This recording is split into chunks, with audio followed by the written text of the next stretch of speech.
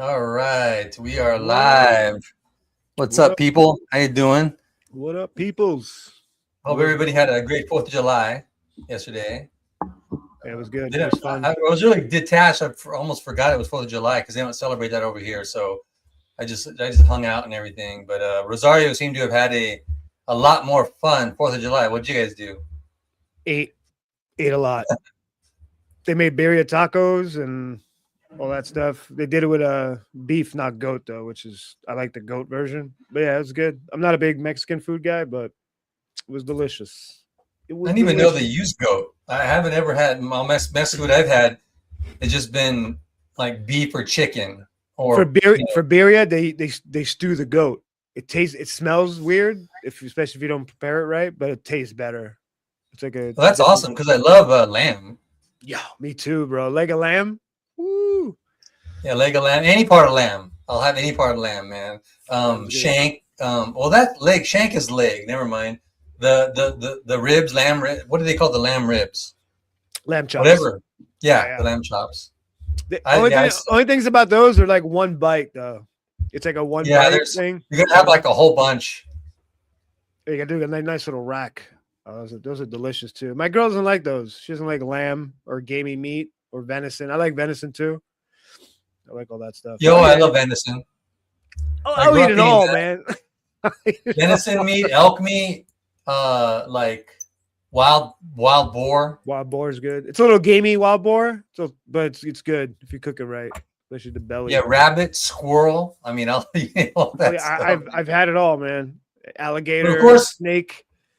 yeah. I haven't had snake. I haven't had snake at all. Snake is not bad. Alligator is better. Alligator is like a cross between chicken and a fish stick. That's what kind of Yeah, reminds me of, especially and when you it's fry it. pink. And it's Yeah, pink. and you fry it. It's like it's bomb. Like alligator nuggets are good. They're good. Oh, they're very good, man. I'm, But my favorite still is steak. That's my favorite of of all course, of all course. meat, man. Gotta have a ribeye. Prime rib or ribeye. Yeah. But I didn't have any of that yesterday. But oh well. Anything that people make for 4th of July is delicious, man. Because they break out with their barbecue skills, their all the home cooking skills, and spend the whole day stuffing your face. I love it. That's the way to do it, man. The only way to spend 4th of July. Yeah, tell me about it, Were you man. drawing yesterday? Yeah. I was drawing yesterday, mainly on the live stream. I was doing more of my Violet character design character design sheet for Triple Threat. Oh, So the Violet character. yeah, Yeah, I like yeah. that character. That's pretty dope. Thanks. What's her? Can you pull up her design again? I like her design. What's her purpose for Triple Threat? You never really told me the whole story with that. You gave me like a little glimpse of it. What's the overall story of Triple Threat? Um, Hold on. I'll bring up. Um, Are you on stream? Oh, you're on StreamYard. yeah, just loading it and get rid of our thumbnail for the live stream and upload. Okay. Now let me share the screen. All this slow stuff. Yeah, the fireworks are crazy yesterday, man. Yeah. They have fireworks over here, but they just do them intermittently. Of course, at New Year's and stuff. But everybody can like buy their own fireworks over here and like shoot them off whenever you want. Dude, I don't get Mexicans and fireworks. It's like the discovered oil. It's like stop. Like you don't have to go till like 4 a.m. Well, it's the same. So- It's the same over here because they have access to it and it's legal to shoot them off. Oh, So it's crazy over there too. yeah, when they have the opportunity, they shoot them off. They shoot them off for hours. Oh, Because yeah. I'm good. So yeah, I think it's just because they can. In America, it's illegal, but over here, it's all legal. So like, why not? They just grab it and just have fun. I like this. But I here's like this character, dude. This is cool. Violet is she's like my version of sort of. Well, she feels not really my version of Black Widow, but she has the same kind of skills, similar skills as Black Widow. She's just like an assassin, master assassin, and agent, and martial artist, and weapons expert. And she's the one of the main characters. She's the bodyguard villain for Kaiser Rex, and so she's the second in command of his whole. She came to be the second in command of his whole organization because he came to trust her. So she's just she's French. Because the whole story is set in Europe, so she's French. She, instead of Russian like Black Widow, she's French, and she just had a hard life, which put her into the orbit of these assassin makers, I guess you call them. So which trained her at a young age, and so she became of course the best because she doesn't have any powers. And there's a lot of people in the comic book with powers, but she can she's good enough to handle herself with the powers and stuff. So she's pretty stoic, really serious. She's a woman of few words, and I like that. Always wears her shades, but she's all.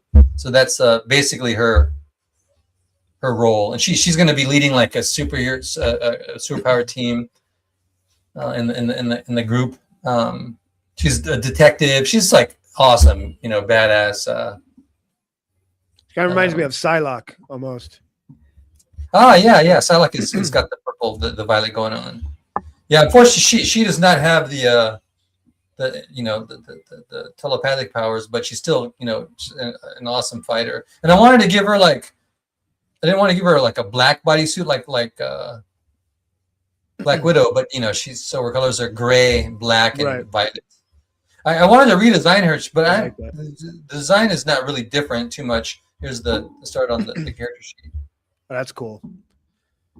And so the only change I really made was I just changed the color of her hair from black to she's gonna have violet hair to match. Makes sense. So, I like that pose in the hair. I like that. Oh, thanks. Are you gonna do this one painted, or are you gonna do this? You're Regular comic book colored. Yeah. Are you coloring it yourself? Or are you gonna? Oh, really? Yeah. Color. So you're gonna do more of like your flat color type style with like the shade style, like the way you do. Yeah, do more like it's like a anime shaded style. Yeah, I like that. Yeah, that's all I want to do. Like the whole triple threat book, having like it's like you're viewing like an animation. Right. Nice. And so, but with an edge, more like really like influenced like by the cyberpunk game and animation. Yeah. And so like colorful, but very more like deeper and darker kind of colors, because it's that kind of feel. I originally had the colors be more like colorful superhero colors, but that changed because I adjusted the style of the whole project. Nice. But Triple Threat is just about like 3 superpowered teenagers who were created by Kaiser Rex, the villain, who wants to use them to as a tool for and a weapon against the new superpowered menace. He doesn't like the fact that they're superheroes in the world, and he's got no like stake in them, and he can't control them. Yeah. And so and because he considers himself a king, hence his name. And he also views them as standing in his way because he just wants world domination. He wants to be king of the world. And again, that's why it's set in Europe, because a lot of kings, the lineage of kings, and he kind of views himself as like Napoleon and Kaiser and that kind of thing. So his like headquarters is like an old like medieval castle. Oh, that's kind of dope. And it's like a Dr. Doom type guy almost. Yeah. Except he's not. Unfortunately, he's not like Dr. Doom. He was like an heir of Latvia, and he's just is like an upstart. Just came out of nowhere, and he like through his cunning and deceit and he's evil. He gained the mass fortune and stuff, and he just he's like, I'm the best, so you should just make me king of the world.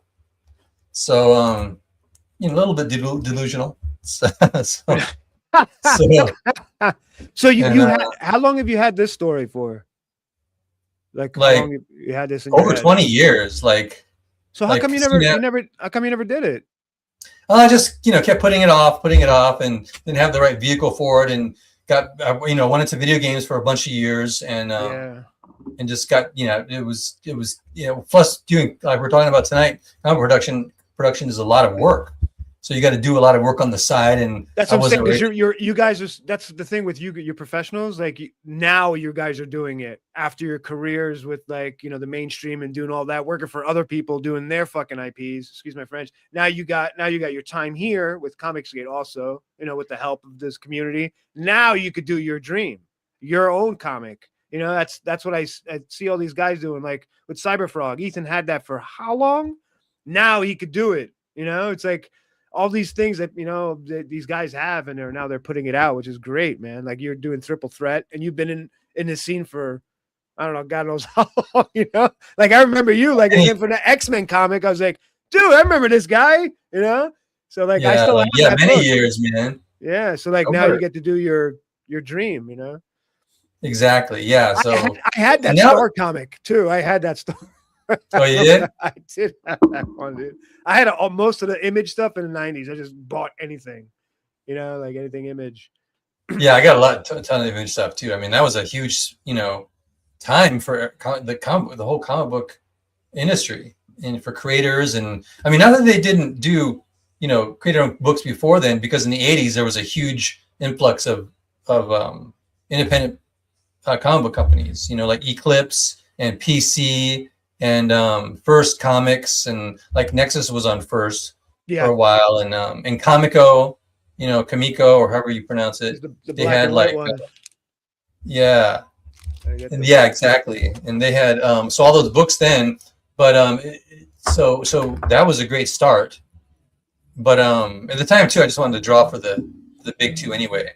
But then yeah, in the '90s it was just even more of that, with creator owns, just single people producing stuff. So yeah, Image and they just this is just a whole big continuation of that. When you did Image to start, was that your character? Was that your? Oh no, that was Eric's. Yeah, yeah. I He just told had a Eric stuff. character. Oh, Yeah, okay. in the Dragon universe and stuff. Oh, it's So right. It was in the Dragon. Is that the whole universe that he built? I forgot about that, dude. It's so old school. Long time ago, man. yeah, totally. How'd you like Eric? Was he cool when you met him? Oh yeah, he was awesome. He was great. I mean, Really? he's so easy. He was so easy to work with. He didn't give me really any deadlines. Um, Now he lost his mind. yeah, I mean, I need to like deadlines anyway, because you got to get paid. But still, he was great to work. He just got me on the book and got me the script, and yeah, he didn't try to do anything or adjust anything or give me any suggestions or anything. He just got me the script. I turned the pages and That's awesome. paid right away. And yeah, he was great at the time.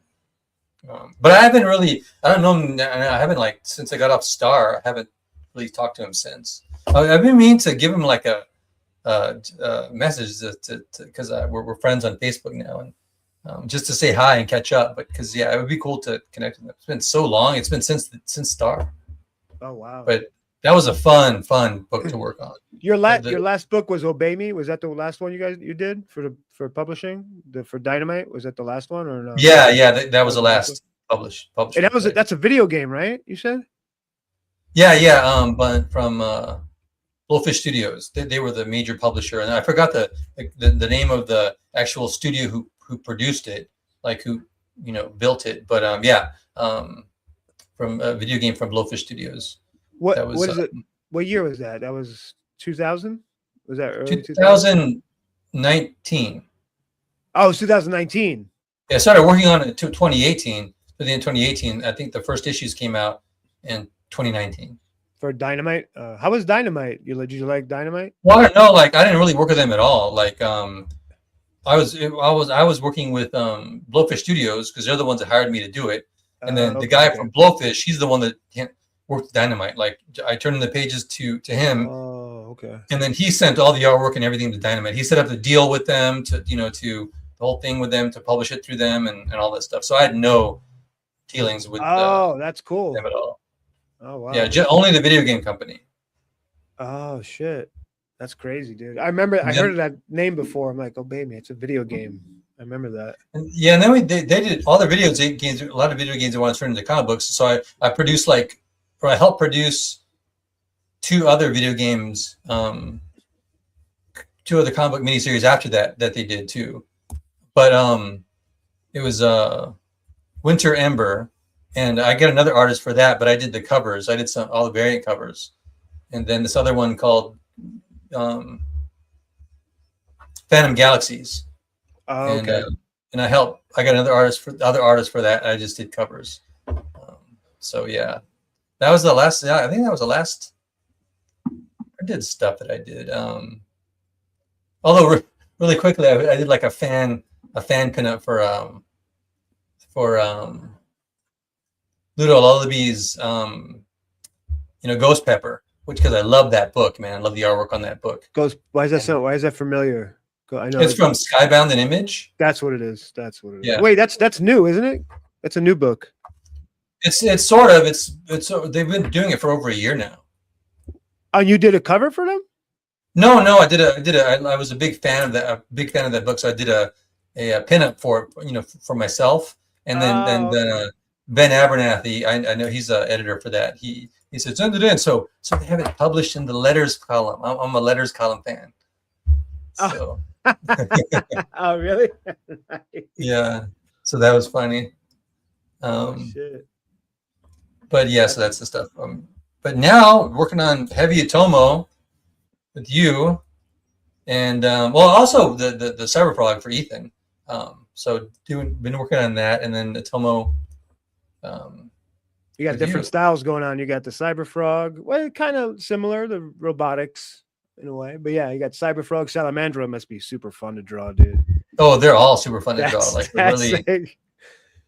I wasn't really, like I said, I wasn't really a fan before, but then once I started working on the book and drawing the characters and stuff more, I just love the designs, and I became a big fan of the designs of Cyberfrog and Salamandroid and everyone else on the book. So they're really fun to draw, even though it's a lot of work because it's a lot of like tech on them, man. That's a ton of tech. I don't know how you guys do it, dude. Whenever I see whenever I see like fan arts or like you guys doing like Cyberfrog, I'm like, God bless. I gotta start creating a shorthand for him because it's so much detail, and a lot of times it's kind of for me it's unnecessary because it's motion a lot, and so I'm a big fan of, like, even if you pause a movie when you're watching a movie and stuff, you miss a lot of detail you miss because the motion, and I kind of think of comic books that way too. You're focused on the storytelling and the motion, not so much all the detail, and so I'd love to create a shorthand on how I could draw Cyberfrog and stuff. Still, on the close-ups, putting a lot of the detail, but a lot of when the further back you pull, you come out in a scene or a panel or whatever, the camera shot, you'll have less detail. So I think of it like as an illustration. Like the foreground is more detailed, the midground less, the background's way less. But yeah, now. Oh, wait a second, Elliot stopped by to. What's up? What's up, Elliot? Thanks, man. What's up to you, man? Always looking mad. That picture, I love that picture. He's like, exactly. He's serious, man. He's serious about making his books. When you get to know him, he's like the nicest guy. But this picture makes you think twice. He's gonna mug you. He does not come off like that scowl at all. It's like right after this, I could just picture the second after this, he gets like a big smile on his face. He's like, nah, not me. So what's up? What brought you up with? Because today's topic is Rosario's idea, which I thought was a great topic. Because comic book production is, well, it's awesome and it's fun, but it's pretty involved. So what made you think about definitely involving doing that? Just like we were talking about the cover and just like the trade dress and how that's like a whole talent in itself, just where the logo placement and the fonts and everything, what works. It's a lot of stuff goes into like making something aesthetically look appealing to customers, and like you said, you want to grab, and this is common knowledge, you want to see it from across the room and be like, oh yeah, I know that. Everybody knows what Spider-Man is or Superman, but they know the logo and everything. So you want to capture that. Oh yeah, yeah. And there's a lot more just involved. I mean, than just the cover and the interior pages. I mean, that's enough as it is. That's a ton of work. But then you start talking about, how you're gonna do. You got to create the logo for the book, which you just finished with Yeah, because The I've Heavy always, Atomo. it's like, okay, why? Because when I first started Heavy Atomo, the idea, I got a logo and I was like, okay, it was okay. I was like, I could do better. So then during the pandemic, I was like, I'll just get Illustrator and just start, I know how to do letters. So I just started doing it. It's like, I'm just gonna make my own. Well, I'm gonna pay a guy $400 to do my own. I could do this. And then I started getting some work, and I was doing like side work for like businesses and stuff, doing like logos and marketing stuff. I was like, that's easy. That's not fun though. I want to do like something more my style. And then I went at Elliot's show for the first time, and then he mentioned me, and then just people just started contacting me. But the first times I was doing logos, it was like wild, like too unreadable. But they look cool to me. I'm like, oh, this looks dope, like whatever. He's like, I can't read it though. Like, Yeah. I can't really read it. I'm like, all right, yeah, maybe I should dial that back. Get rid of my graffiti background and stuff like that. So I just started, and I remember hitting up Dan Lawless and just sending him a whole bunch of Heavy Atomo logos. He's like, nope, nope, nope, nope, nope. This one's okay. Nope, nope. I can't read this one. Nope. He's like, they're all nice, but they're unlegible. Like I can't tell what they are. I was like, okay, you're right. I gotta stop. I gotta make it simple. I gotta stop thinking cool, and thinking more legible. And then I found the Yeah, and that's it, all the work. All that's a lot of work to get it to. That's just for the logo, because you have to do the logo, and you have to make it come out. Then you have to make the logo fit your story. Fit not just being cool, but fit your book. And then you start getting somewhere, and it takes a while, and that's each piece. That's like I said, that's just a logo, and then you have your graphic, your logo for your comic book company, and then you have how you're going to lay out all of that stuff on the cover over the artwork. Yeah. So, and then how you're going to do your credits page, all the so there's like illustration and graphic design. Yeah, that you got to do on the book, and writing, creating graphic design. It's a lot of work, but it's good. Yeah, man. I mean, it's like, of course, fun, but still, it's it's more than just especially when you're doing your own book. Like when I was just drawing book for other people, I didn't do any of that. I just drew the pages, and then they had their graphic design people mock everything else up. Like I want to learn how to letter just for my own personal, just to learn it, just for me, not to outsource it or anything. But it's just something I want to learn. Grab the storytelling more. Like I love John Malin's take on lettering and top line thing, and how he's really focused on that. And I like that because that does make a change in your story, how the lettering is placed and where it is. Oh, it does, man. The font that you use, how the lettering is placed. John letters his own books. I think he does some. I don't know if he does his own. I'm not sure. He might use Eric Weathers, but he has like really good knowledge of where letters should go and how they should be placed. Like he has this whole thing with the top line thing, which I totally agree on. It gives him more space and just he's really good. He's good at coloring too. But yeah, because all this stuff matters. I mean, you got all the graphic design, of course, the artwork, the interior artwork, the cover artwork. The colors, the letters, and then when you're doing your own book, then you gotta put all this stuff together instead of just being an artist, just being the letters or the colorist, and then set up the whole crowdfunding page, put all the copy on there, do the video for that, which you've been doing too. Like you've been, and then write the script, and then first so you can start the book, and then you've been doing a lot of. Having a lot of fun interaction with your Indiegogo page recently, right? Jesus Christ. Hopefully that comes by. Yeah, it's like the script's the first part. You get through that, and this whole thing. But I think marketing is probably the toughest thing out of all. Yeah. Once if you have a good product, it's like you gotta now it's the hard part is marketing, get your name out there, how to market. Not everybody's good at it, and I'm learning. it's tough. Yeah. So it's marketing. Who else is this? Mr. Yono Fui said hello. Mr. Yono Fui! How you doing? Fellow Mexican right here. All right. Oh wait, you're Italian, man. What do you mean? I know, but I'm surrounded by, bro. You're definitely surrounded by them. I mean, in the same house, even. Yeah, and it's I can't get rid of them, bro. I can't get. I know. Can't get rid of them, man. We're like cockroaches. We go anywhere. We stay every place. We just you can't get rid of us. They're still lighting fireworks off. I can still And I'm hear it. like double Latino, Mexican and Puerto Riqueño. Well, you got the good part, the Mexican, the Puerto Yeah, Rican. and Japanese. So That's I right. got You're all of it. Asian. I got balances whole. Although I'm not very neat, so that You're a I guess I filthy didn't take mutt. that. Filthy mutt. Yeah, He's like, I'm not very neat, but you yeah. know, But I love rice. That's for sure. damn Japanese. Um, and Japanese, anime and toys. Hence, I'm so crazy about Heavy Atomo. Oh yeah, It works together. There's a reason. dude. The last guy it was drawing the book had no idea like any mech. Like he never like you watched Voltron. I'm like, what the fuck? I never watched Voltron, bro. Like it's like a staple, and he's like our age. Well, he's my age. I'm like, what the heck, man? Yeah, so you can't if you Yeah, and don't it's know a lot of. I robots. guess some people don't like. Everybody's a little bit different, but even my anime, like watching stuff like that, has lessons, now than it used to be when I was a kid. But I mean, still, I was crazy about it when I was a kid. Loved all the shows. Came home, watched, Speed Racer and got Battle of the Planets and Voltron and like Macross. All those awesome shows. They came on. Robotech, yeah. Giant Robot. Yeah, Robotech. Um, and the live action shows. I didn't get a lot of Ultraman because for some reason all the places I lived they didn't show that much, but I got a lot. Of course, Godzilla In the East and Coast, so there was a channel that played.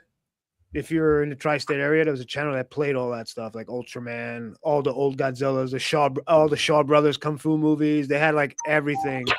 They played a lot of anime stuff too, and then it went away. And then Toonami came in 2000 and brought all that back, like Gundam and everything, and brought it to the American audience. It was just like certain channels only had it like back in the day. yeah, and then of course have to change it for the American audience. That's why Battle of the Planets wasn't Gotcha Man anymore. It's Yeah. Battle of the Planets, and they added some new Same different. thing with was it Voltron, Robotech, or Macross, and Battle and Gotcha Man changed the tone because they were really dark, especially like Voltron. It was really like bloody and everything. It was dark tone. Gotcha Man was more of like an action, like spy thing. And then they changed it for the American audience. I'm like, oh, but we had better songs though. We had the better songs. We made the. Oh yeah, songs. Yeah. Well, because they were for American kids. They knew what we liked, man. We liked our really rock music and Pop Tarts. We had to have our Pop Tarts. And then I also was still even as an adult I got less and less into cartoons, but I loved anime like Masamune Shirow and Katsuhiro Otomo and all those they're just amazing artists and amazing manga. He's supposed to come out with Orbital or something like that. The Akira guy, Otomo dude. He's supposed to come out with it was like years ago, but he never finished it. It was at WonderCon. It was like this big banner in the front where you go to Anaheim. A big banner says Orbital. And it was a guy, from Akira, the creator of Akira, and it never came out. Something that was supposed to be like an anime. It was like a kid in like a spacesuit. He had like headphones on or something like that. And it looked cool. And then just fizzled. I never heard from it again. Man, I hope it comes out at some time because those guys did an amazing job, man. And they put out a ton of work, man. Because I did my best to collect all the Atomo, thick collected books, and they were thick, man. You have the black and white collection? Was that the one? I got the black and white, a bunch of the black and white, and a bunch of the color. Was that the Epic version that came out back in the day? Yeah, I have those, of course. A lot more of them because they printed those in smaller page counts. Yeah, they came like almost like graphic novels, like 60 pages for about 60 pages. But then I had those, the colored ones, which are amazing. Then those are hard to get. Those are hard. Yeah, to get, and then I have one with me like right now. Those are like I went to look on eBay for them. It was like $100. Oh man, look at that, dude. I love this stuff so much. And then I have like book 4 of Appleseed. Yes. Is that the colored one? The Appleseed one? No. The Appleseed, they never color them. They never colored Appleseed? No, they just printed them black and white over here. They just colored the Akira. Yeah, well, I had the black and white Akira one. And I had those too. Like I have all the big thick black and white ones. Yeah, but they're not as collectibles. Those ones are like. Yeah, and then I have like. Wasn't that the first? What's his name? Colored Steve something. He was Steve like Olive. Steve Olive. Yeah, the first digital. Yeah, and so I have all these. I think I have all the ones that they colored. I think. You have all 6 volumes? Yeah, Oh, dude. Yeah, those are hard to get. They're super expensive too. maybe I'll sell them because Just I have all the original, all the black and whites, and that's fine with me. Because I just mostly get them for, well, the artwork, the storytelling and all that kind of stuff. great story too. The movie only cut it in half, which was kind of lame. Yeah, that's the thing, man. I still have yet to this day to read any of my manga books. Like, You I haven't haven't read read any, Akira? Have you read I Akira? haven't read Akira, haven't read Akira's good, dude. Appleseed. Like, I just got it for the artwork. Appleseed's And good. so Appleseed's I'll good. look at the artwork and learn and stuff like that, but I didn't read any of them. I started reading Appleseed, but I keep stopping because I stop and I wait for a long time and I forget the story, then I start over again. But yeah, I want to, but I'm just such a fan of the artwork and I have a lot of time, so I just like pour over the art and learn angles and action, because I mean, I just masters it, storytelling and action. Just with especially Katsuro, dude. He's so good, dude. The way that documentary, when they were doing all the cell shading and they were painting the city, they were hand painting every window. Like for the movie, like I was like, this is crazy, dude. It's crazy what they did. Yeah, I'm glad, man. I'm glad. Like, comic books it's a lot easier production. Like, you can just one person can do it, or else it'd be way more difficult. I mean, that's why it's so great to be able to produce your own books, because you get to be the writer and the director and the set artist and the cinematographer. I mean, you get to be all of it, on and produce all the book yourself, or even or work with a writer, work with someone like that. But just to get it, just a lot easier and cheaper to do. It's still difficult, but it's a lot easier and cheaper to do than an animation or a movie. Well, especially that. And a lot more of it. Well, except now with AI, but still. It's crazy how it went from that to like hand drawn, and Disney had like their own ladies doing the makeup on certain cells, because they were good at makeup, and they were doing all the blushes, and they hand over the cell to somebody else. Like, wow, the production in itself. They do that too, close, like in Japanese manga. Like, they'll have a whole team, more of a team than American comic books. Well, they got finishers, they got people that do enhanced stuff, and background people. I'm like, oh, that's people that just do the main people, and then you hand it off, and then you have background people. You got people that do the environments. I don't Whereas get that. in American books, will do everything. It's weird. I don't get that. Like, why just do it? Just do it all yourself, bro. I guess with them a lot, it's all about like speed and production and pumping stuff out. An American audience used to be that way. That's why like John Byrne and Jack Kirby and all the John Buscema stuff, they would pump out like 3, 4, 5 pages a day. But they were doing more detail. They were doing more detail that was in a manga. They cut a lot of the stuff out. There's a lot of not negative space, but there's a lot of white areas. You know what I mean? Like, well, the newer stuff. I said the older stuff was a little more intense.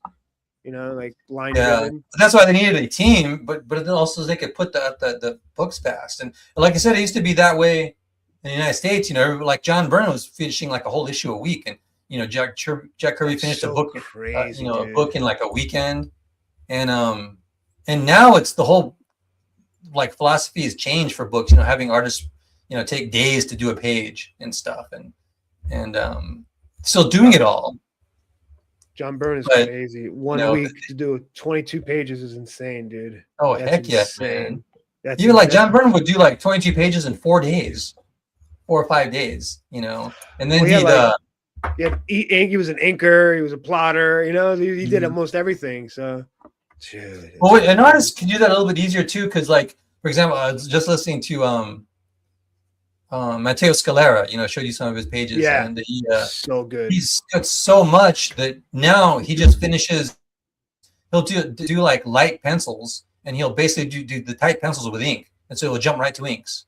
And so just like what Ethan does, he does like the loose pencil and just jumps right in with the inks. Yeah. Except like Matteo does pencils, saves the pencils, and jump into inks. But then that saves time too, as opposed to like doing like a full pencil page and then going over and inking the whole thing, and then getting into the colors and stuff.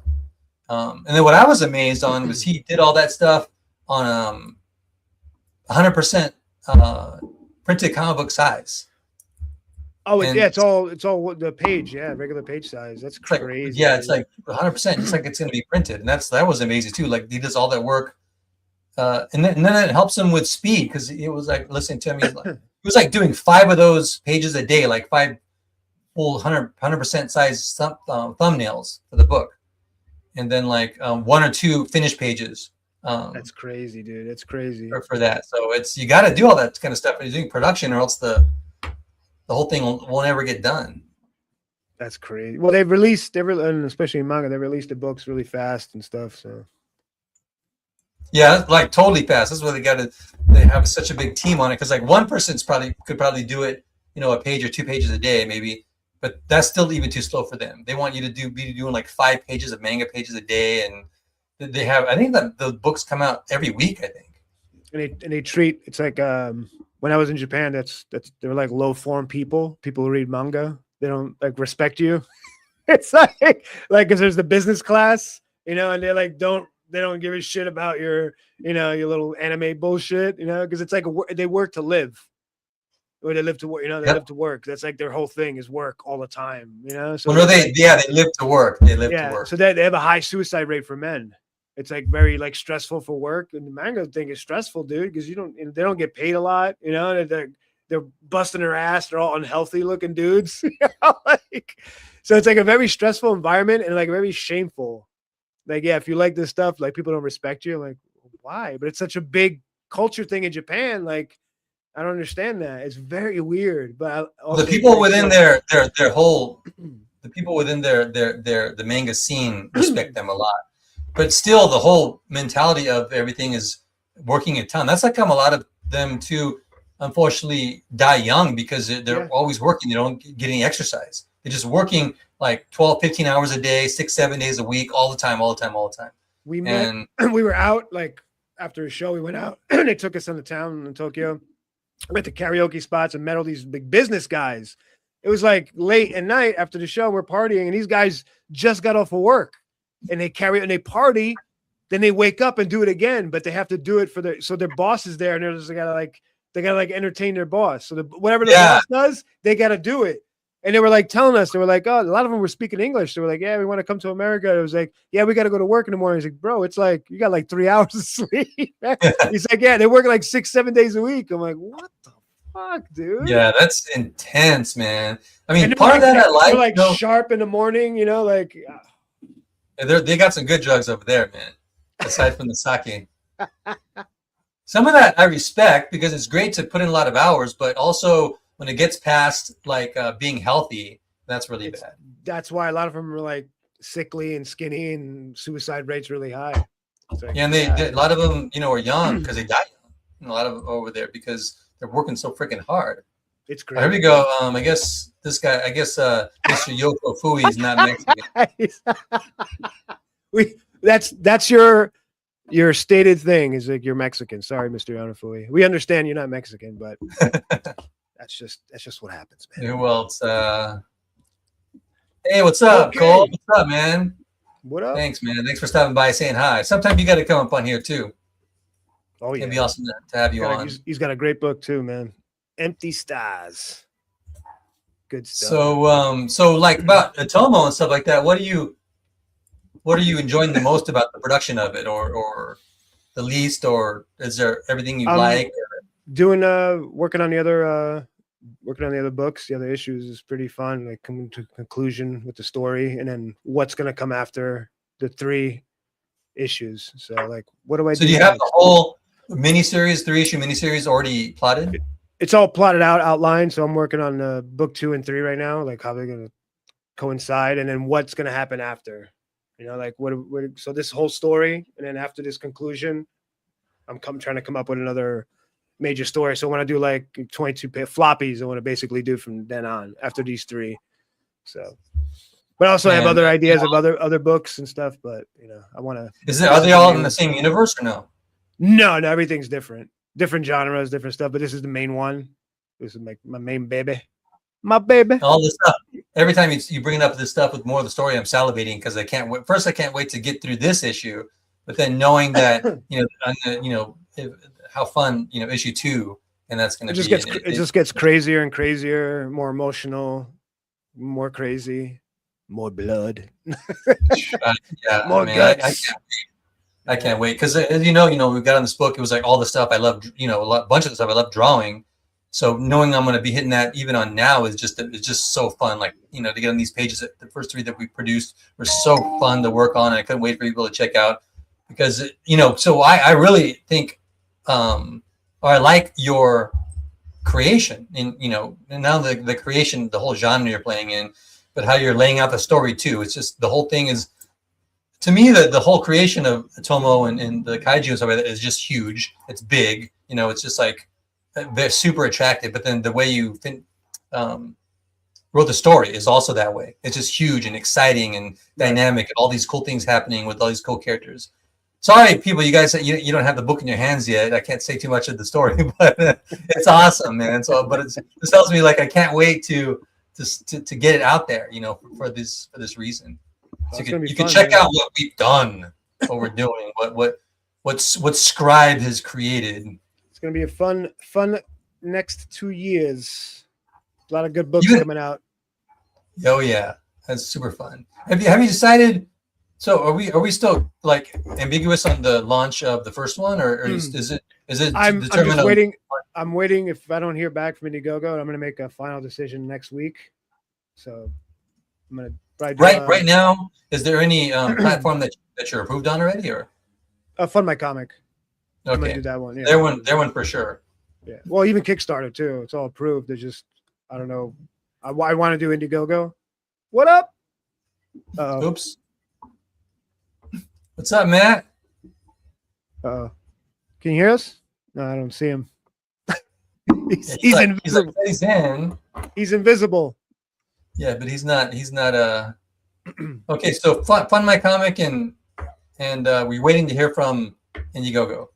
Yeah, I'll do a Kickstarter if I have to. So that'd be awesome. I think like what Katie said the other day too is like any and all that the one when you let you on there. Just we don't have any options. You know, this is what we have for right now until when. I hope Indiegogo like gets getting fixed soon so you can get it on there quickly. It's just I think they're making it more difficult for everybody, but so we'll see. Do you want to keep doing on multiple platforms even after Back Me Bro? I don't know. I have to figure that one out. So after the first one, you mean? Yeah, I don't know. Definitely gonna do Back Me Bro and probably maybe Fund My Comic too. I'll do both of them. I believe in Back Me Bro. I think Shane's got something going on that's good, and I trust them.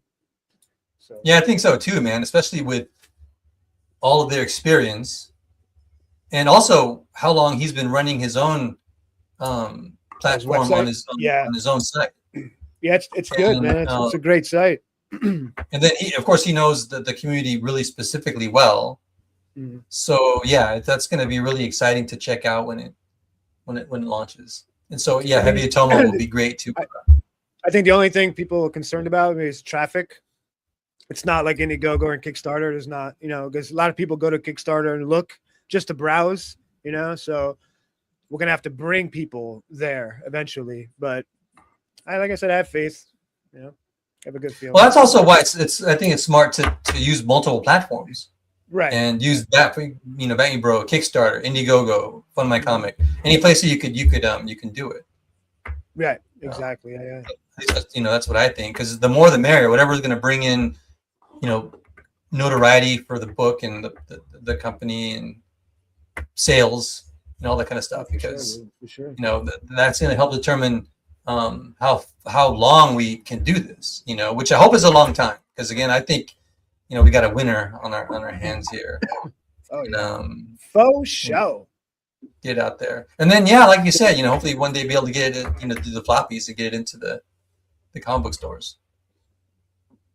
Eventually, hopefully, man. Yeah, that'd be great, dude. Did Matt try to get in again or no? No, it's not working. No, he hasn't. He something must have been going on. Well, you know what? Maybe he told me that, or he mentioned that maybe he's having electric issues because like the power went out for 3 days over there. So maybe hope not. Hope is West Coast is. I mean, East Coast, man. They got that heat wave. It's wild. Oh We're gonna, yeah, we're gonna I heard about that. we're gonna get it too. Probably was it West Coast, especially Southern California, like late August, September. That's when it gets hot. Man, I really got to Nasty. fix my air conditioning, man. Right now, it barely works in the car. It works a little bit, but it's not cool enough. And yeah, it gets warm over here too. It was bad the other day. The power went out here, and it didn't. Normally, it comes on like at the most like an hour later or something like that. But I've been waiting like an hour, and then it didn't come on. I'm like, oh, I gotta leave. So I went out to go try to go find like a cafe or something I had to work in case something happens like that again. And then I went to visit my friend, and then he told me like, oh, they're having all these big electrical maintenance. So they're shutting off big sections of the city at different days until 3 o'clock every day. And I It's didn't on know that purpose, because dude. like I would have known that because that's in Serbian. So I don't watch the Serbian news, and I wouldn't understand anyway. So he told me, and like, so it's like I just took the whole day off until at 3 o'clock because like, It's on purpose, dude. They want to make you sweat. They don't want to make you lose electricity because it's green, environment. exactly. Oh, they don't care about that stuff over here, man. It's like they do Oh, not. well, you're right. Yeah, they don't give a damn over there. That's just straight. It's just So some other kind of like. What do This they is the think part of about the Trump world that- in America? Do they like What? Trump in America over there? Did they like Trump over there? Generally, the Eastern European countries like Trump, and the Western European countries do not Yeah, like Trump. don't like Trump. I know. So And gay. so, bro. So gay. Yeah, the only So I think gay. now maybe Germany might like Trump because they just switched governments. Italy does, although they've had a little spat recently. But She's Macron. She's like two-faced. My dad calls her two-faced. well, the what's your name? Georgia. Macron, Um, whatever. No, Georgia. The No, chick not, from not Italy, the Macron. PM. That's France. Macron. No, Macron. That's not France. Macron. I'm sorry, you're right. The Italian lady. She's the president, whatever. She's Giorgia kind of Meloni. flip floppy. She's flip floppy. No, My dad doesn't like her. Not really. She's awesome. She's really awesome. I mean, she has her spats with Trump because Trump shoots off his mouth sometimes. But Well, she also pretty doesn't. She doesn't do a lot of shit for immigration, and because my parents they stay there for like 6 months out of the year because they have the house over there. They're like, she ain't doing shit. She ain't doing shit. yeah, she's doing a lot of. It's a lot of slow with that. But Yeah. but I mean, for like Western European countries, like I said, it's split between who likes him and who doesn't. Right. She's the one closer to liking him than like France and like Spain. Oh, And they don't. Portugal, like I don't know what Portugal it is, but yeah, Germany, in Eastern Europe, they're really big Trump fans. Oh yeah.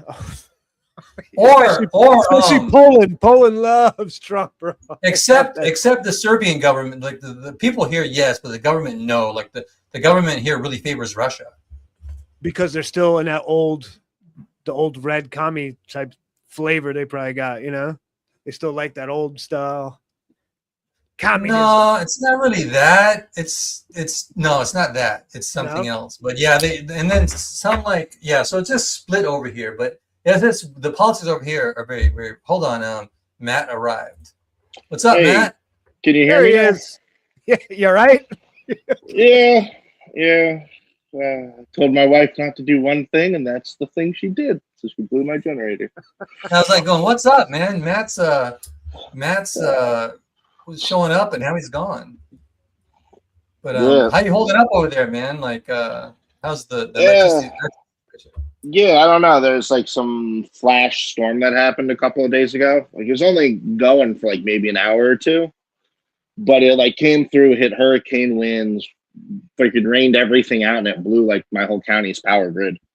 So Holy shit! Aren't you in northern Jersey? Yeah.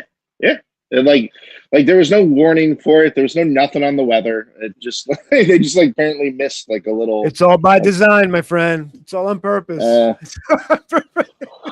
So they're like, yeah, it could take up to 3 days. So I pretty much spent like the last day rewiring everything in the house to the generator, and the only thing I didn't wire up that'll work right is, like laundry, like my fridges, my my lights, my AC, that's all wired and good to go. But my wife was like, I'm bored, I'm gonna go do some laundry, and then like bam. Yeah, don't do laundry now. It's okay if we have steamy clothes right now. Later on we'll have clean. Right now we gotta get some live streaming business done. What do you got? Are you Well, good. working? Glad you made it. What's how's everything? Other than that, how have you been?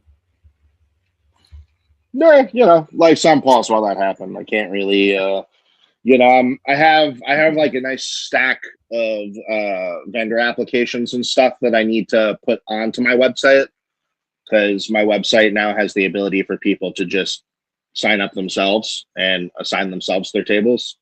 But there's Oh, that's like good.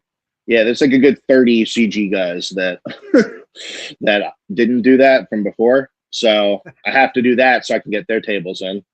And then I have about 25 from the last two conventions I hit that I need to approve and assign that I can't do right now.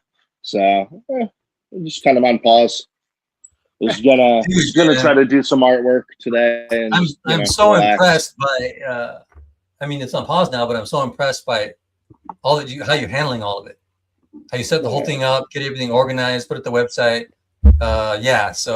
Because everybody's gonna be able to have an awesome convention, and then we're talking about the process of comic book creation. This is a process of comic book convention creation. So that's a little bit more, which is a whole nother mess. Crazy. Let's keep it on comic books, man. Let's keep it on comic books. It's at least a fun, enjoyable experience. You got the CIA involved. Interpol. Jesus Christ. Yeah, that's Ethan and stuff. Yeah, all I have is all my off-duty cops and security teams, and they've been given pictures and stuff of everybody who could show up and do anything bad. Is the whole thing pretty much organized? Now you're just waiting for the people to sign up correctly, so you can basically just start. It's like there's minor meetings and stuff between like Encore Rentals and me that are going to be going on. Like I had one right before all this where we were going over like the Warlock Banquet Award stuff, which they were showing me their layout, and then I was telling them what I wanted, but also the guy who does Warlock comic magazine is also like slowly keeps putting me further and further back. So I'm like, I want him to give me what he has so that I can make sure it aligns with what I've had to set up with the like rental people, because they have stages, the food, the table layout. We were going over like drapery stuff and ideas and designs and whatnot. So I want to see if that matches him. And then we were also going over for the live stream panel room, because I have like two very nice streaming cameras, but just trying to figure out if one's just going to be for recordings, not for live stream. And then the other will obviously be going up to like the big TVs and projectors for whoever's doing the panel, so like the audience can see. But at some point I'll have them on with Riley, and he'll just go over, because that's like kind of his ballpark. But I mean, the table layouts are done, the floor's done, everything's paid for at this point. Nice. Now you're just waiting to start. And what are the dates again? 16th, 18th through October. Or I'm sorry, 16th, 18th of October. Excuse me. Nice. See, now you just got to get all this stuff ready, because and lay out the red carpet, because when Scribe gets there, he's just going to take over the whole convention. He's got Heavy Atomo. He's going to blow everybody away.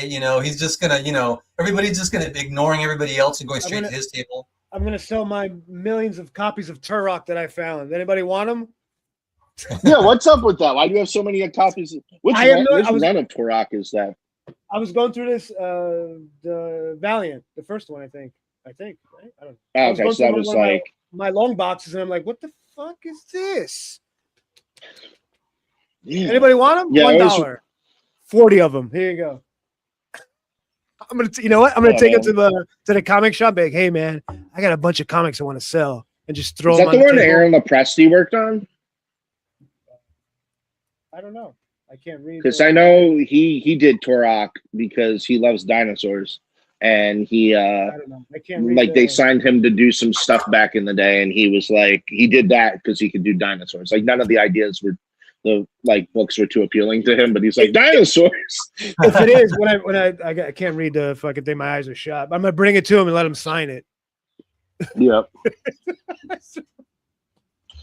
Hey, dude, Rosario, before I forget, I want to tell you, Jeff Darrow I just noticed on YouTube. I think this is up to date information. He's putting out a new book, another book. Well, not a new book, but he's doing a book of one of his old projects. I heard. I don't know. He's a little slow though.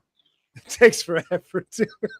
What Shaolin? I thought you might enjoy the fact that he's going to get some new work from your boy. I hope so. I want to see it though. I want to see some. He's one of my favorites, dude. One of the best. I love that. Which book is it? I forgot. I think it's Shaolin. Yes. Shaolin Yeah. I think that one. Which is cool. I like it. I like Hard Boiled better, but yeah, it's well, no wonder he's slow. I mean, he freaking throws everything and the kitchen sink into his panels, every single panel. I mean, it's insane. Plus, he draws all the plumbing of the sink, and the schematics, how it affects the current person in the panel. And have you read Rusty the Robot? Have you read Rusty the Robot? Oh, it's wild, dude. What he put in there. It's like the buildings alone in the city is like, stop. You don't need to do this. It's too much detail. Yeah, it's so good. No wonder he's slow, man. How long must it take him to do one page? To do one panel? I don't know. It's a lot of work.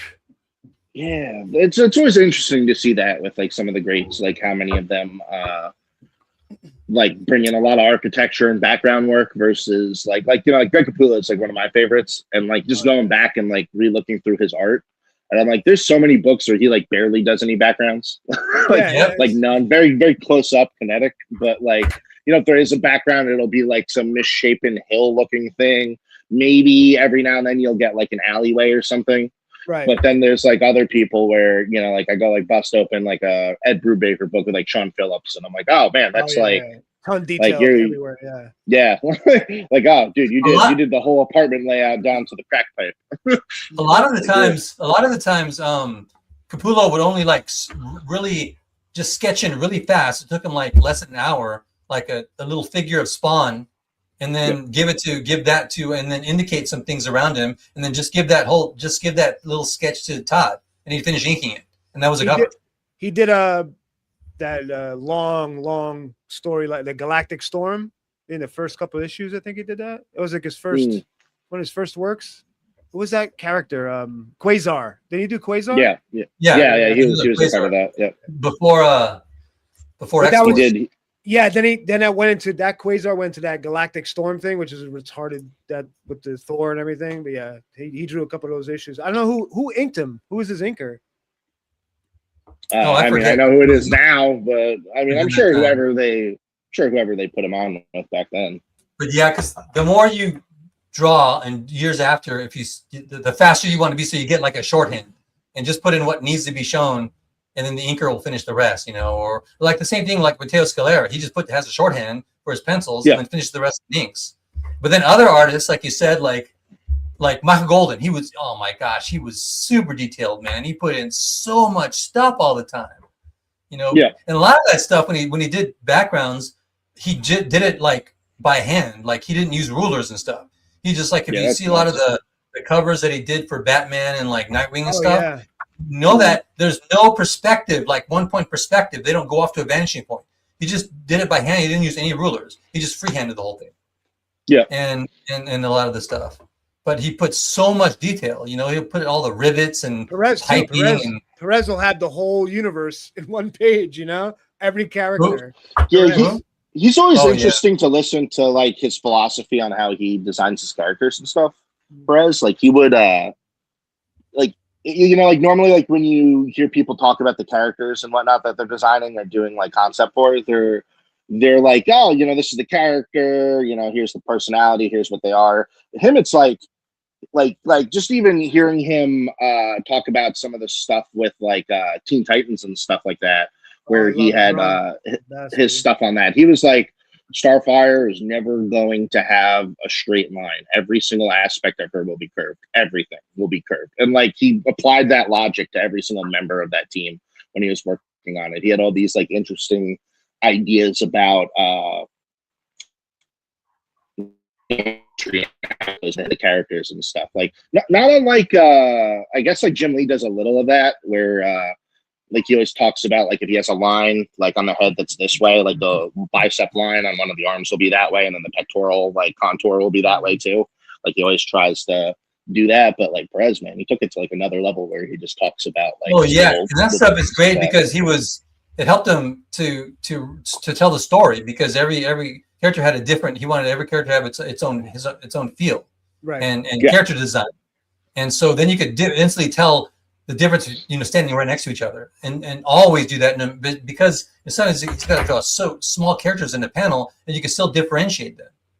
And he was awesome. He was another artist that he could produce like 3 or 4 pages a day, but he put so much detail. And I don't know how he did it. Burns drew the best ship interior, I think. Burns, he drew some of the best interiors of ships and ships in general. Like if you look at all those events, like the interiors of ships, the consoles. Yeah. Dude, what are you doing, man? That's and so fast. Also, man, they were just machines. I mean, at one point, era. Both of them were drawing all that detail and doing like 3 books a month. Drawing 3 separate books a month, and finishing books in weekends or 5 days, 6 days, and then writing also. Writing their own books, co-plotting with other artists. I mean, that's amazing, man. I love the stories like that because whenever I'm feeling tired, that gives me encouragement to like, okay, do this job and then jump onto this thing right here. And it's a great what do you call it?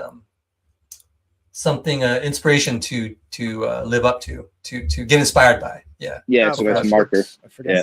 So I have a question for you. Do you find it now that you're like doing your own stuff? Do you find that it's harder to get your motivation and go, or do you find it's easier now that you don't have like editorial or someone from like Marvel or some crap behind you, like driving you in like a weird way? It depends. Ultimately, it's easier, because when I'm really into the pages and I'm doing the work, I found that it was a lot more freedom because I was only drawing for me. I wasn't drawing for the editor or somebody else, to make sure this looks a certain way or to keep to someone else's design or make sure this is there or that's there. And then also writing my own book for myself made it easier also because I could change something on the fly, whatever I wanted. So there was nothing. I still had a guideline, but then I still had something, but I could change it anytime I wanted. So I love that. And then I'm working on my own book, so that's inspirational. Like, I get to do this with them. But also, it's sometimes more difficult because if I'm tired, very tired, I've had a long day on someone else's stuff. Then that's when I'll like mostly like not.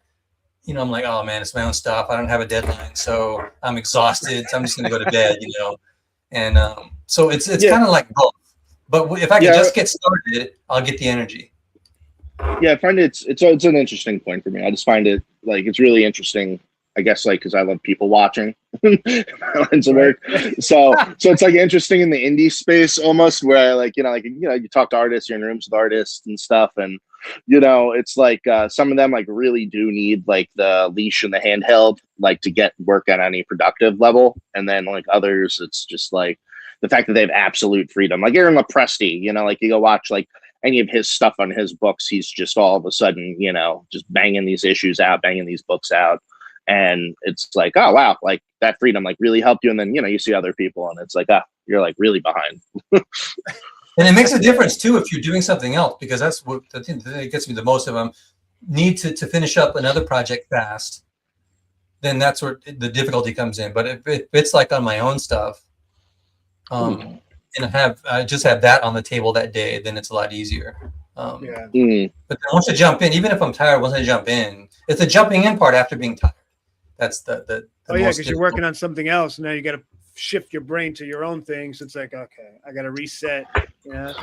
Also, I mean, not only that, if you've been working on something like for somebody else's work for like 8 or 10 hours, and then you got to switch to working on your stuff for a few more hours. That's tough. But that's why I love coffee. Are you like a mind frame like type of artist? Like I know, like for instance, for me, it's like I mean, outside of the carpal tunnel and the nerve damage and all that, and the arthritis, it's like there'll be days where I want to draw, and like my mind just won't connect. It doesn't matter how much I try, like nothing's hitting, nothing fires right. And then, then there's days where I can sit down and I'm like, man, if I could have harnessed that, I could probably have drawn a whole book by myself. No one else, like, Right. no issues. Like I know, like Ethan Man Skyver is a lot like that. He needs to really be in like a good like headspace and mindset to be able to get productive. Right. Like if he's not, like, you'll see him, he'll get like half an hour of work done on a drama stream and then be done. And then, when he's in the right headspace, all of a sudden you've seen like 2 pages banged out. Yeah.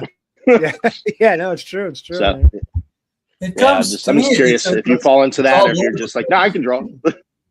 It's again, it's all, I'm all over the place on that, because sometimes it helps. I'll be in a good headspace and be able to draw. Other times I won't be, and I'll still be able to draw. But then other times I won't be, and then I won't be able to draw. So it's all over the map. And one of the biggest things that makes it more difficult to draw is if I'm just tired. If I'm super exhausted, then it's more difficult to be in, to fight that bad headspace. So that's the biggest thing. And that's why I'm constantly just trying to do my best to learn how to set up my day to where I can avoid those things as much as I can. So, setting up time blocks, that helps. Doing my best to get rest. Then I know that'll help me to work, after like a long day of working on someone else's book. Plus you get to go to the cafe and relax, Yeah. Oh, I guess. Yeah. And then getting out, sometimes going out, working at a cafe will help, because there's nothing else to do at a cafe but work, because if I just sit there, I'll be wasting time. So if I can just work, that'll help too. Do they sell weed at those cafes where you're at? Are they like Western Europe, where they sell like ganja at those cafes, or no? Well, that's really only in the Netherlands. Oh, it's only there? Yeah. I thought they changed everything. I thought everybody has it now. No, in the Netherlands it's illegal. It's legal. The cafe. Yeah, I remember when I was there. Cafe is known, like it was only in Netherlands though. They have a whole separate thing just to go someplace to get coffee. But I thought there was the whole Europe went full weed now. No, not at all. Years. It's still illegal. No? It's still illegal in France and Italy and all that kind of stuff. And so, I told the story before, but when we were on tour, I put like an ounce of weed in the other band's merch when we crossed the border to Germany. So I was like, shh. Yeah, you told me that. They were like a Christian band, so we put it in. You evil, horrible man, you.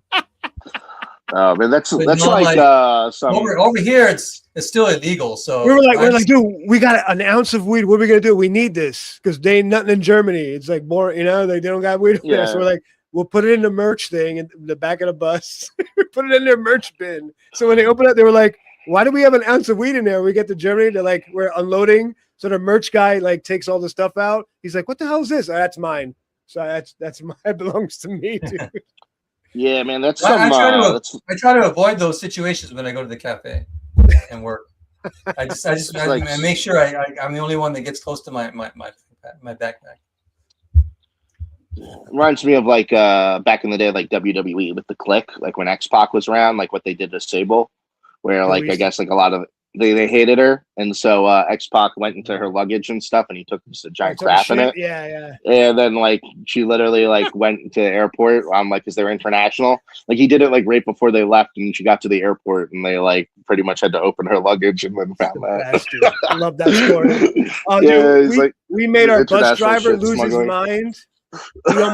He almost quit the tour because we were so fucking loud. We had a bus we shared with another band. So you had like the bunkers and everything. We were bringing in people. We're like, no, you're gonna come with us. No, come on, all the girls. No, you're gonna come up. We're gonna go to Germany. We're going to France. Really? Come on. And the guy's like, you can't do this. I'm like, listen, the record company paid for this. We do what we want. The guy hated us, dude. He was like, you guys are assholes. We're like, hey, we're American. Fuck you. They have their one country at a time. Some Europeans have. We left devastation in every country, every damn country. Germany, they're probably the worst. They hated us, man. Like outside of the people, the fans, France too sucks. Fuck France. Horrible people. Depends where you want to go to. You can't bring a bunch of young 20-something, 30-something-year-old guys in a band from Jersey, drunk. It's not a good idea. Especially not from Jersey. I hear that place the worst. Yeah. Come on, Matt. Stick up for Jersey. Yeah, fuck that place. Only assholes live there. It's got a bunch of tattooed Italians. Got a bunch of tattooed Italians over there. Definitely a lot of Italians. That's the Italian hub right there, Jersey. Yeah, Jersey. I got to come there sometime, man. Maybe if you guys come out and visit. Well, Rosario's got to decide whether he wants to move to Jersey or not, and of course Matt's already there. So we got to meet up there sometime. Time to move back. Yeah, it's called For the Fans Fest. You should come. Yeah, really. You should fly out. It's the way to network, the network, the people talking about. You got a lot of dungeons we could go to. Tons of dungeons. Bad mouthing Europeans, with Rosario.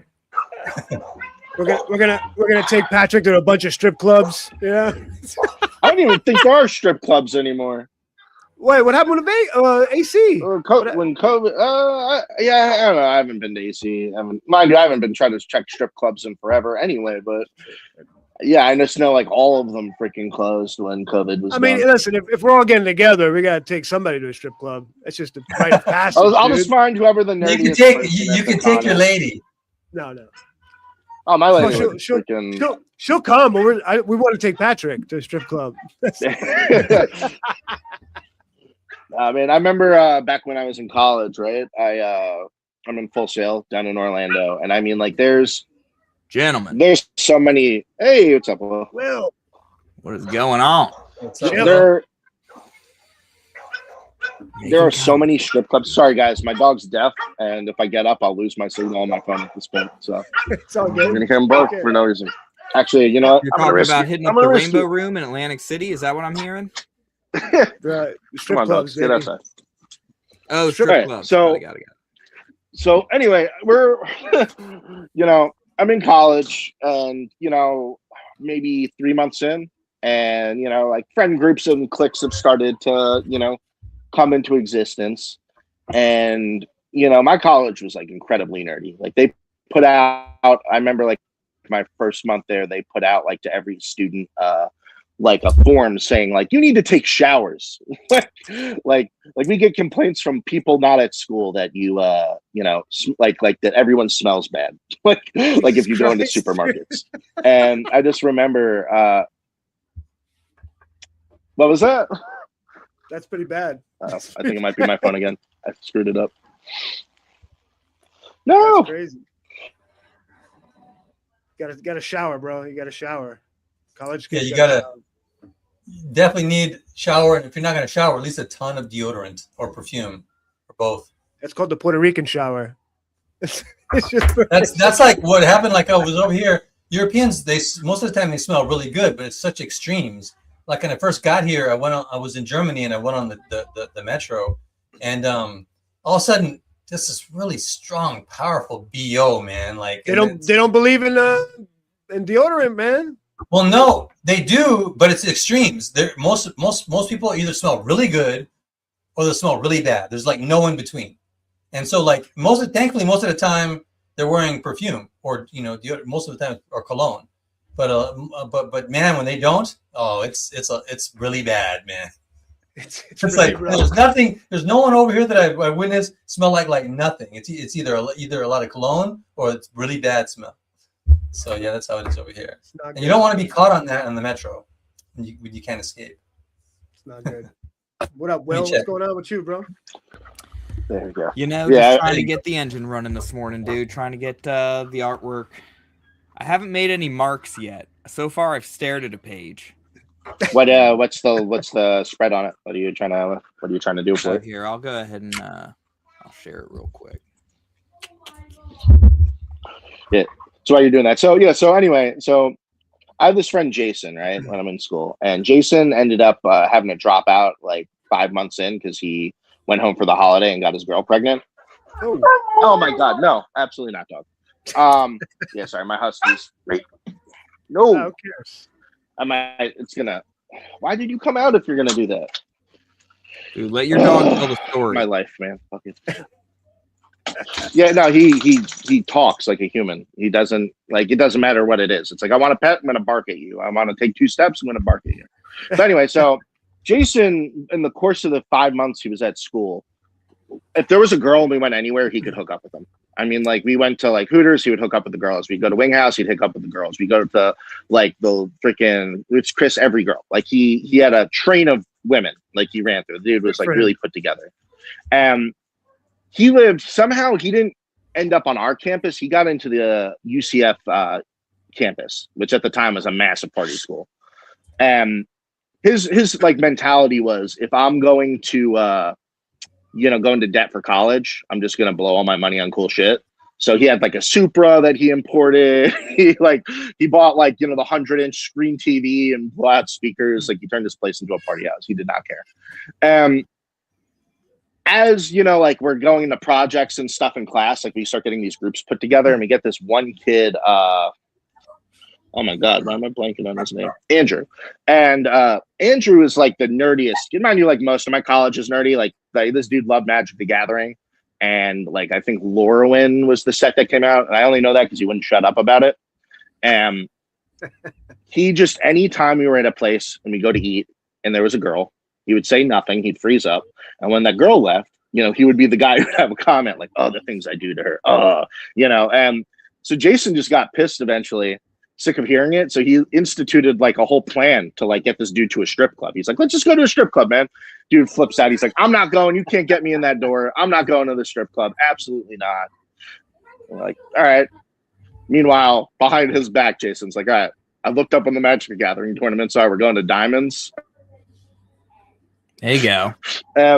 He legitimately got the kid to carpool with him. Like we rolled 10 deep, got the kid to carpool with them, had it ready set up with the strip club and everything. And we got this kid in, and he was like fish out of water. It was very funny to watch, man. He like freezed up. He threw a fit in the parking lot, but he had no way to go home. And like Uber and stuff wasn't a thing back then. Was he scared of girls or something? Yeah, man, it was good times. He was a scared dude. He thought all girls were dirty. Was it? See, now you're getting Rosario all excited, man. He's really wanting to get to the fan fest in October. Hell yeah! Who's scared of boobs, man? Come on. This is the page. Yeah. So basically, here's where I'm at with this. Is here. So this is what it looked like before, and I decided that I hated panels 1 and 2. I got to change up the angles on this, right?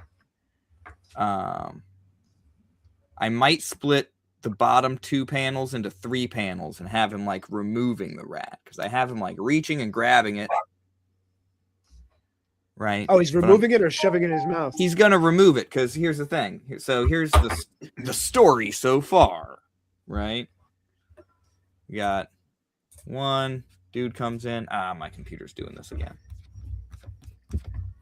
Computer problems. When I'm not streaming, right? When my tablet's not multitasking, I'm able to blow it up and just scroll through pages. But then anytime I try to do that when I'm streaming, it doesn't work out. So anyway, page 2, dude goes to the tavern, whatever. So then this is the last time we see this zombie waking up, right? We got him up here. They're all getting eaten by the rats.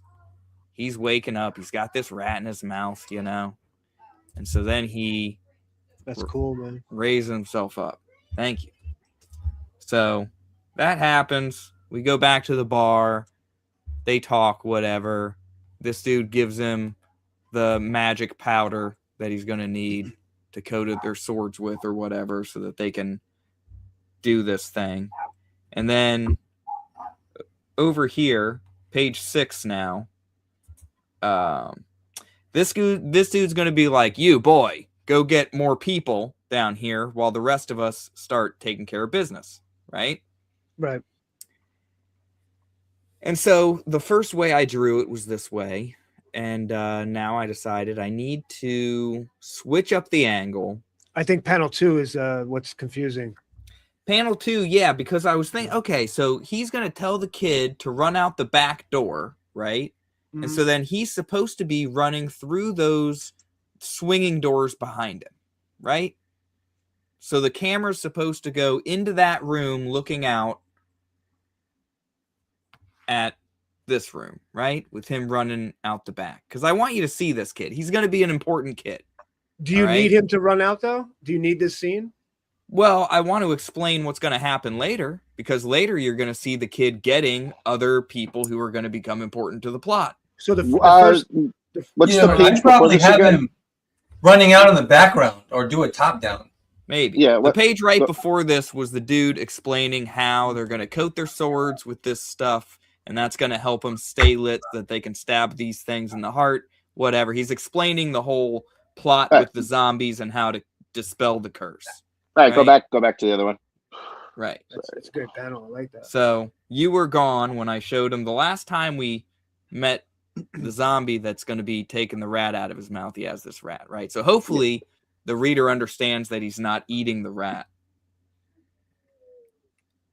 Yep. I just needed to see the direct one. All right, so go back to that page. All right.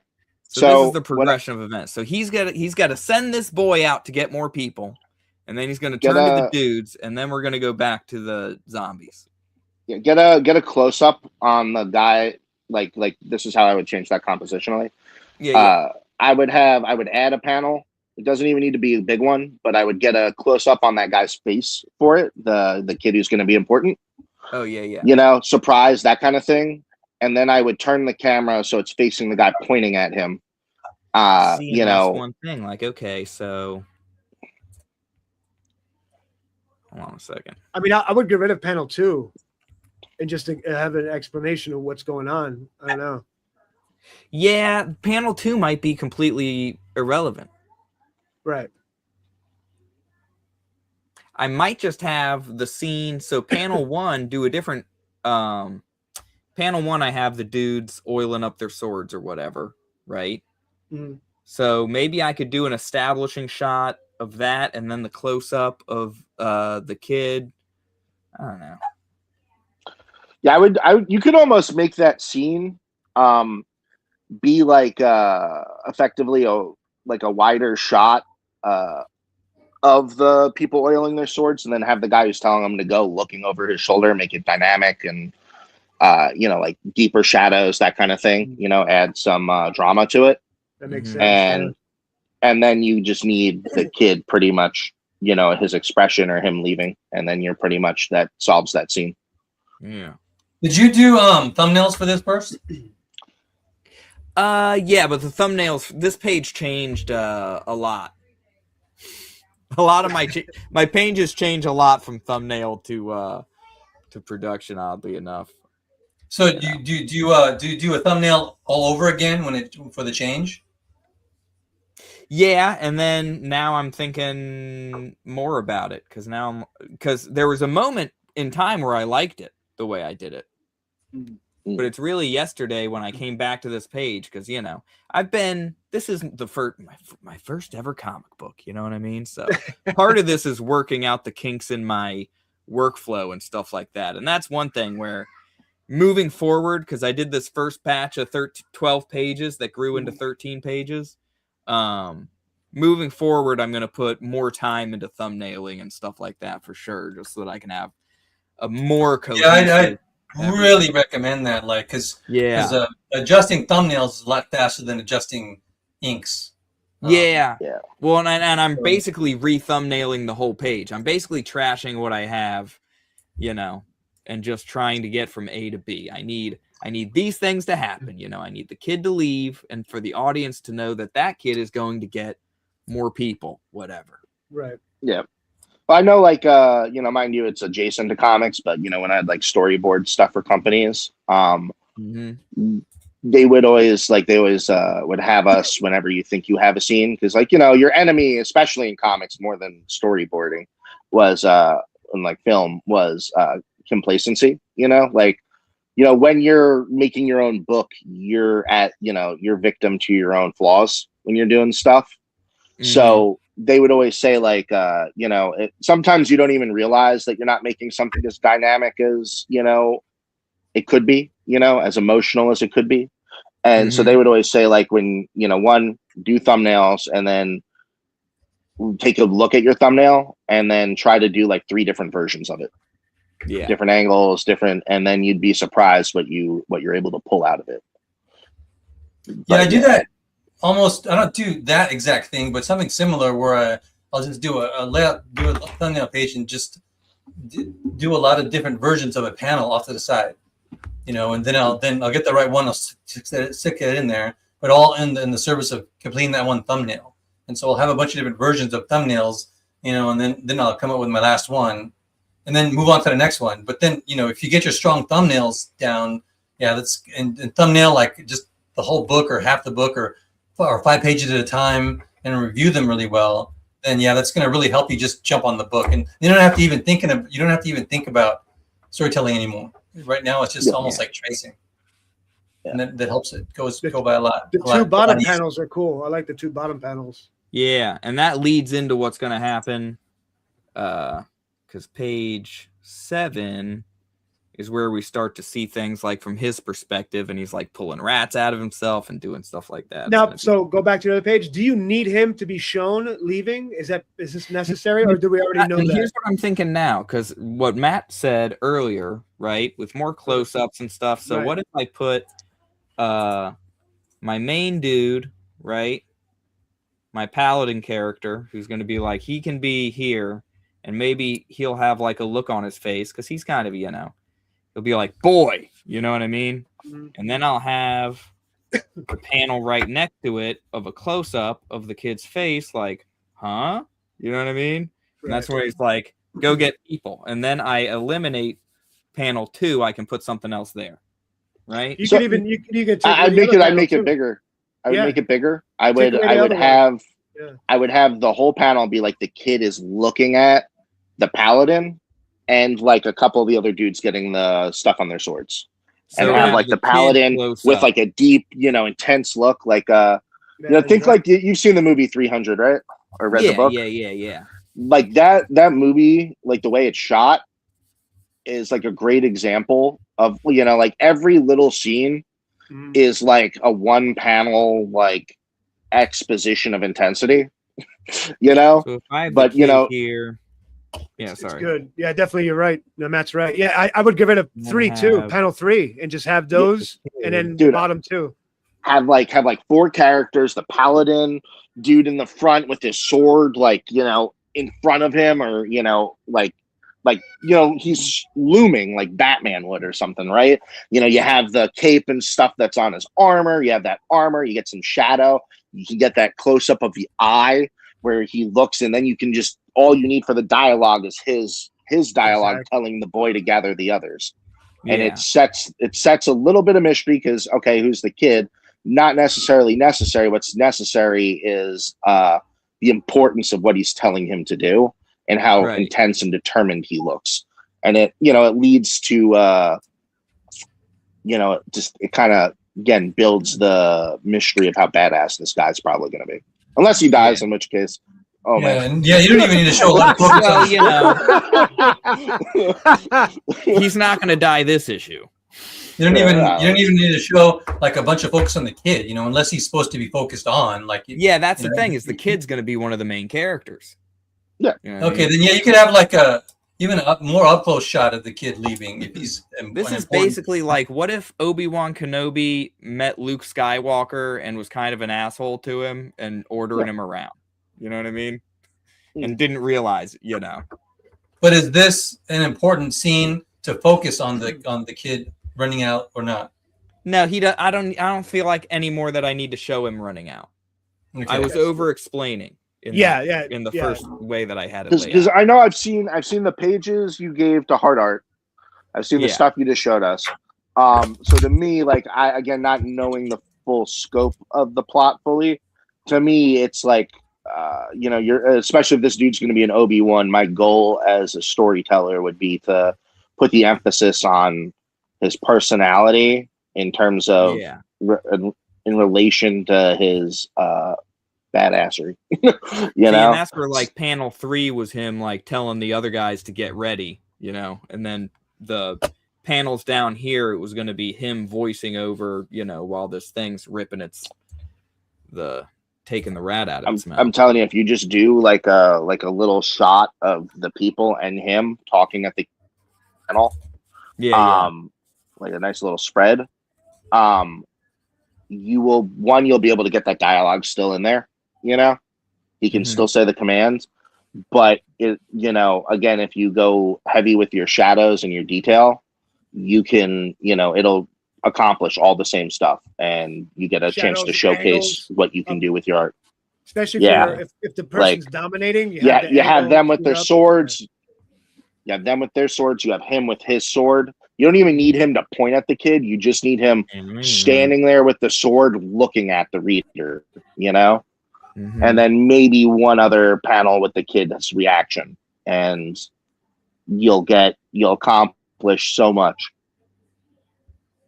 Yeah, you're right. Chewing on it. Just try thumbnailing it out. Maybe not even on this page, and just watch. Yeah, that might be a good idea to like re-thumbnail the whole page separately, and then you don't have to be.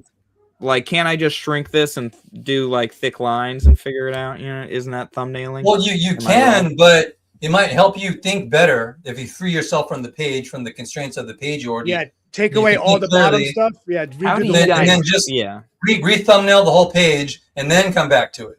Yeah. Because sometimes it's not like your brain is still like trapped by the previous layout. Yeah, I see what you mean. Yeah, now you got a fresh slate. You could just, now you can figure everything out, what to add, what to take away, Mm-hmm. Yeah, Matt's right with the more dynamic poses. He's the the father figure, so he's got to be looming over. Show the sword. Yeah, and then close-ups not only heighten the drama, but it also helps you save having to draw backgrounds. Right. And that's another thing. When I was first starting out doing this, I'm drawing backgrounds on every panel, and now I have several panels now where I don't have a background on it.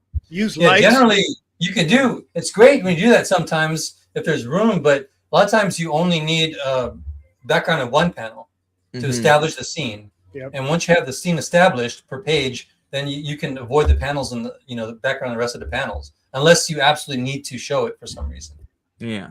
And this is a dark book, so it's got a horror element. So you could use more blacks and stuff for your background, like Mike Mignola, how he uses for his backgrounds are all dark. There's shadows and lights. Yeah. The more you do that, it'll probably be more dynamic too. It'll give him more of like an eerie, like look at Christian Rossi did for 7 Amens. A lot of his stuff is, his backgrounds are like shades, like I'm leaning more towards like Berserk style, like hashing and stuff like that. Right. I know what you're saying. Because like, man, I guess it would be easier to do bigger shapes and stuff like. It's not easier. Going towards, less labor intensive. Right. Yeah, it's a little more thinking involved in it. Yeah. Yeah, you got to also think about the storytelling, also, not just the style that you want, because sometimes it may not fit a panel to have a bunch of background, or it may fit a panel to have background. So you got to see what's going to feed the story, but also your thing you're trying to like do your best in the time you have. Yeah. And so you're thinking about that, and then you start realizing like a lot of people for the dynamics of the page have like one major close-up. Then you have each page to have a medium shot, then established shot, then a silhouette. If you don't have a silhouette, it's just the silhouette. There's no other detail. Right. So those things help with the story, but they also help you save time. Mm-hmm. You don't have to, do unless you're like George Perez, and that's the thing. I love George Perez. I know. We all do. Why can't I be George Perez? God damn it! Why can't I draw 1 million characters in one page? Why the hell not? But even him, you check out his pages, and he won't put any unnecessary backgrounds. He only puts in necessary stuff. Only you want the idea only to draw what's necessary. Yeah. What's necessary for the story, no more, no less. Unless you're Jeff Darrow, and then you draw everything. Yeah, all of it. Michael Golden, Silvestri, you draw in every detail. Yeah. You also, But you even know, when you look at a movie, like look at it, and then every once in a while pause the scene, and you'll even notice then they don't add all the backgrounds to every scene. You know, a lot of times it'll be blurred, or a lot of times it'll be, you know, this whole big tech scene is just like one big color now. yeah. That's true. I mean, it's also, you know, you can get heavy detail without necessarily needing to put every little piece of a background. Also, like, you know, again, you could have them standing there with torchlight, you know, so you're just seeing a piece of the torch casting the light on them, and then you get, you know, some great cross hatching detail and heavy shadow work, you know, and then you can have, you know, glints and put the focus and focal point on their armor and, you know, that kind of stuff, and you can still just render out a hell of a piece. Yeah, I'm excited for your book, dude, because it's like a horror. It's zombies, which are always cool. Yeah. Yeah, man, it'll be a good time. Just trying to stick the landing while I'm drawing it, you know. There's gonna end up, you know, part of me wants to make every page perfect, obviously. Of course. You know. But I also have to finish the damn thing, you know, and it's Well, all on me. You don't have a deadline, so shouldn't I? Yeah. I mean, also, if you want to make the best thing in the world, in the indie space, that perfect doesn't exist. You know, perfect is the enemy of done. Right. And you wanna get it done. You know, and then what I recommend you think about is do your best in the time you have in this present project. In the time you have is the key word, and then do better the next one. Right. And even in this one, every page is going to be better than the previous one but you got to think within that deadline, within the time frame. Yeah. It's rough because it's easy to like noodle and do, you know, this and that, and it, you know, unless you really have to do it. That's what I'm trying to, really get in the way of production. Yeah. And this is all black and white. This is not color, right? Yeah, it's just going to be a black and white book. There you go. It's a little less stress too. But you also have to emphasize in your grays and your darks and your blacks, you know, where to put those too, because you want to make it dramatic and have that eerie feeling to it. Because some of those panels you got with the zombies and like the rats, that's cool, man. Yeah. Yeah, it's good stuff. Yeah, you're doing a great job on this. Like seriously, it's just because you know. Just you're doing it. That's the important part. You're doing it. You're putting out. You wrote the story. You're drawing the pages, doing layouts, all the production, on top of your family, you know, and your job. So yeah, well, just I'm learning a lot because it's like you know, like the whole thumbnailing thing. Because I sat there and I put hours into certain scenes that I just didn't need to, you know, and it's a learning process for me. Well, you'll start learning that. That's what I'm saying. Like. You'll start to learn to be more efficient, and thumbnails, especially because you don't have a lot of time. You only have a certain amount of hours per day to put into the book. So, and a lot of times you think people, when they think of comic books, they're always only thinking about the finished page artwork. And so that's what they want to only do. But they don't understand that before then you have thumbnails first, right? And that they're even more important than the final page, because if you have your thumbnails dialed in, the final page is just going to go so much faster because all your thinking is done on the thumbnails. Right. And then after that, you're just filling stuff in. That's true. You know, like I was listening again to Matteo Scalera, and he puts a lot of times into his thumbnails, and he'll have those almost be like a finished page. And then when he finally does the final page, he's almost like just tracing. And he goes right to inks from like really rough pencils. You know, a lot of the times. He just lightbox his page, the thumbnail page, just directly lightbox it, and then just inked it really fast. He was done because the thumbnails were all dialed in. It's the same thing with writing too. You got to put your outline in, you know, make sure everything is, you know, set. Like what's the plot, your ending, get your ending first. See, and that's where it's like, part of me wishes I could just write, you know, like. Well, you got the best of both worlds. You're like I have the story, you know what I mean? I have all these cool moments that I want to get to, and then I start making the book, and then it's like, oh, I have to become a better artist first. You know what I mean? So it's like this first 12, 13 pages, like I gave myself this preview book to like just get as good as you can and set the pace. You know what I mean? And then So it's like once I'm done with these first 13 pages, I feel like I'm going to be seeking less advice. You know what I mean? Because that's another thing where I get a lot of useful advice, but then sometimes it can just be a lot. You know what I mean? Yeah, it's a lot. 'Cause It's a lot to Yeah, take other in. people can get their teeth around your idea and just be like, you can do it this way. Oh, it looks so much better this way. Blah, blah, blah, blah, blah. And it's like, okay, well, Well, it's also because too, and I don't want this to discourage you. It's because your skill level's not right. where it needs to be. So there's more to critique. And I'm so being there- honest with myself about that. You know, I'm not trying to, and so, but that's why, learn the efficient stuff, but you're doing the right thing. It's the thing is just doing, and you're gonna make those mistakes, and you got to make those mistakes so then you can get better than the next page. Yeah. You know, and that's why I think the faster you can do a page, the faster you're gonna learn, because you're gonna be learned by the more productive you can be. And that's what thumbnails will do. And if you're doing thumbnails, you're almost like drawing the page twice. So you're learning twice, but you're being faster. So you're still doing that faster. So you're almost learning twice as much. And that's one thing that's comforting to me when I look at how long I've been working on this and I just see, okay, what I've improved on, how it looks now versus how it looked in the beginning. You know what I mean? And, I'm very encouraged, but at the same time, there's that part of me that's cracking the whip where it's like, Will, you said you were going to be way further along than this by now. You know what I mean? Like, When's your date that you want to do the launch thing for the Here's my 16 page? current plan. Because like earlier on in the year, I was talking about launching a campaign in the summertime and blah, blah, blah. Now I'm like questioning. It's like, okay, can I have a printed thing to just bring with me when I go to For the Fans Fest? You know what I mean? Oh, like an that ash way, can. Well, an ash can. Exactly. Right, Just finish these first 13 pages, maybe have a few extra pages of like lore material stuff for the world building so that I can flesh out, a book that I can charge $5-8 for, and that way the con goers will get the first dibs, and then doing a campaign after that for anybody who wants to pick up the preview book, who wasn't part of the For the Fans Fest, and then cranking out the next 12 pages. And then it's not a bad idea. So go into the Fans Fest with a book and you want to sell it or just hand it out?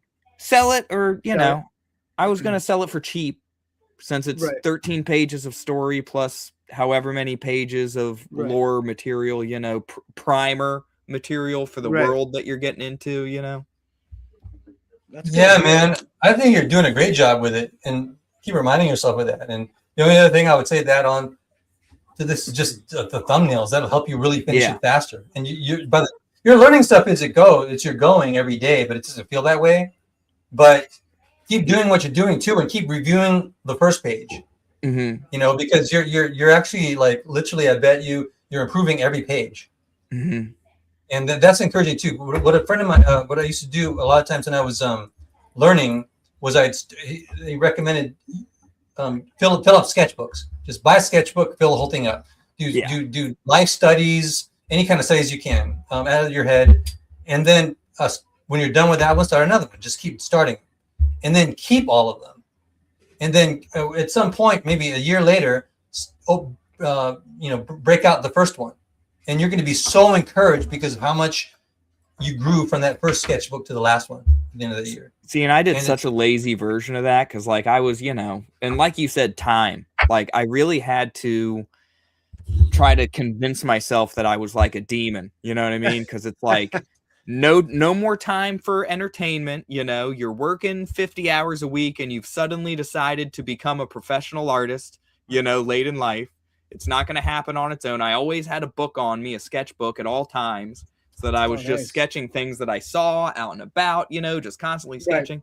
And then I would make sure that I was drawing every single day. You know what I mean? So that's where I have, but then again, I'm a sloppy mess. So I have random sketchbooks just sort of laying around on my table and stuff from who knows when, Well, anyways, thanks for coming on tonight and sharing the time with us, dude. I really appreciate you doing it again. And like I said, man, keep on doing this. I really appreciate you coming out and hanging out with us. And plus, I know I'd love to see more of your progress. Absolutely, man. I mean, it is. I like it. Yeah, I think it's dope. Especially considering, again, the actual time you have to work on it. So Yeah, bro. it's impressive. It really is with You a gotta family. keep pushing, dude. Exactly. And, like, So keep if coming on here. Keep sharing. Yeah.